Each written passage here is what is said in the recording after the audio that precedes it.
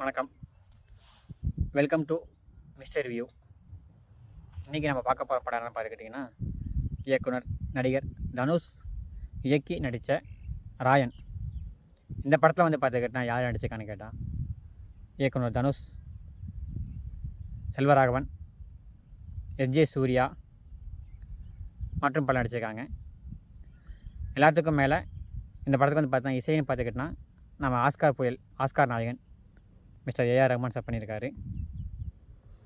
இந்த படத்துக்கு வந்து பார்த்துக்கிட்டோன்னா ராயன் அப்படின்னு பேர் வச்சுக்க போகலாம். கத்தி குத்து ராயன்.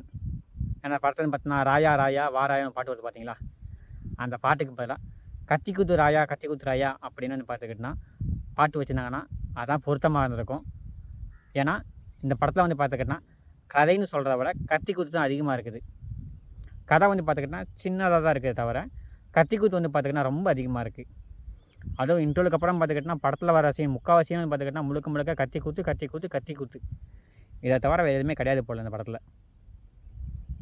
படத்தோட கதைன்னு பார்த்துக்கிட்டிங்கன்னா என்னன்னு சொல்கிறது, படத்தில் வந்து பார்த்துக்கிட்டோன்னா அம்மா அப்பாவால் கைவிடப்பட்ட ஒரு அண்ணன், 2 தம்பி, ஒரு தங்கச்சி, அவங்க 4 பேரும் ஒரே குடும்பமாக இருக்காங்க. அந்த 4 பேர்த்துக்குள்ளே நடந்த எதிர்பாராத நடந்த சம்பவம் தான் அந்த படத்தோட மீதி கதையாக பார்க்கும்போது நமக்கு சின்ன லைனாக தான் இருக்குது. ஆனால் இதை வந்து பார்த்துக்கிட்டோன்னா டேரக்ஷன் பண்ணும்போது வந்து பார்த்தா அந்த தனுஷ் வந்து பார்த்துக்கிட்டோன்னா கரெக்டாக பண்ணியிருக்காருன்னா இன்ட்ரோ வரைக்கும் பண்ணியிருக்காரு.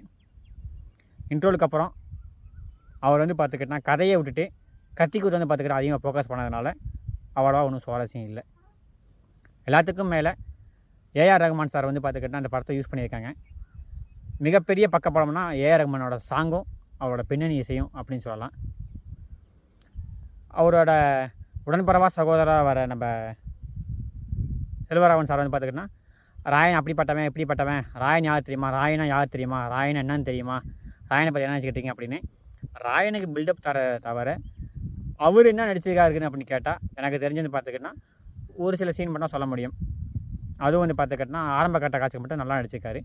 மற்றபடி ராயனுக்கு பில்டப் கொடுத்தே வந்து பார்த்துக்கிட்டோன்னா அவர் படம் முழுக்க ஓட்டியிருக்கா. அப்படி எல்லாத்துக்கும் மேலே அந்த உசிரே நீதானே சாங்கும் அந்த வாட்டர் பாக்கெட் சாங்கும் இன்றைக்கி வரைக்கும் பார்த்திங்கன்னா ட்ரெண்டிங்கில் இருக்குது.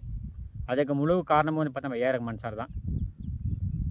அதுபோக இந்த படத்தில் சொல்லக்கூடிய ஒரு சிறப்பான தரமான சம்பவம் பார்த்துக்கிட்டிங்கன்னா என்ன சொல்கிறதுக்கு, படத்தில் வந்து பார்த்தீங்கன்னா இன்ட்ரோலுக்கு அப்புறம் வந்து பார்த்தீங்கன்னா ஒன்றுமே இல்லை இந்த படத்தில் சொல்கிறதுக்கு.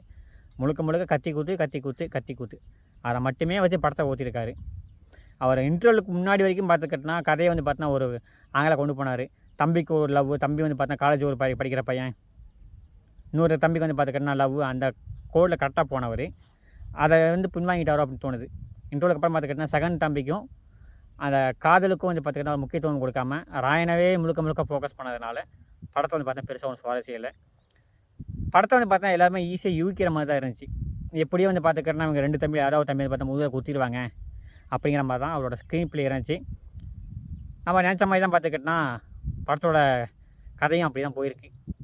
ஃப்ரீன்றதுக்கு முன்னாடியே பார்த்துக்கிட்டா 2 தம்பியும் பார்த்தா முதுகில் குத்துனதுக்கப்புறம் அந்த 2 தம்பியில் எப்படி பழி வாங்குறாரு, அந்த தம்பிக்கு இருந்த ஆயுதமாக இருந்தவர் யார், அவன் எப்படி பழி வாங்குறான் அப்படிங்கிற மாதிரி கதை போனதுனால நமக்கு வந்து பார்த்துக்கிட்டா பெருசாக எதிர்பார்க்காதது பெருசாக ஒன்றும் இல்லை இந்த படத்தில்.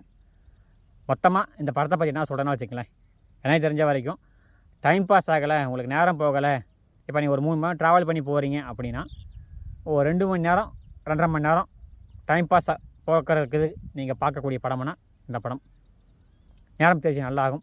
நேரம் தேர்ச்சி ஆகாதவங்க இந்த படத்தை ஆரம்பமாக பார்க்கலாம். இல்லைனா அதுக்கு இந்த அளவுக்குலாம் பிஸியாக இல்லை, ரொம்ப பிஸியாக இருக்கேன் அப்படின்னா இந்த படத்தை பார்க்கறத விட்டு வேறு சேனல் பாருங்கள். நன்றி, தேங்க்யூ. இந்த வீடியோ உங்களுக்கு பிடிச்சிருந்தா சப்ஸ்கிரைப் பண்ணுங்கள், மறக்காமல் கமெண்ட் பண்ணுங்கள். மீண்டும் அடுத்த வீடியோ சந்திப்போம்.